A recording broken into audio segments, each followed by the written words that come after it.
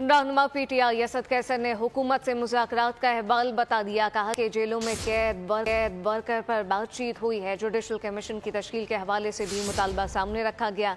हम एक charter of demand 2 जनवरी को पेश करेंगे। इब्तदाई गुफ्तगू के बाद बाकायदा मुज़ाकरात का आगाज़ 2 जनवरी को होगा। जो हमारे वर्कर्स हैं जो इस वक्त जेलों में, उसके ऊपर भी हमने बात की।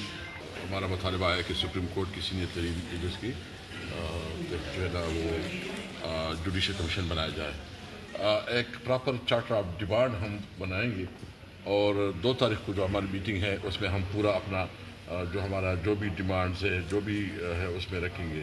और उन्होंने बताया कि हम इस पर बात करेंगे।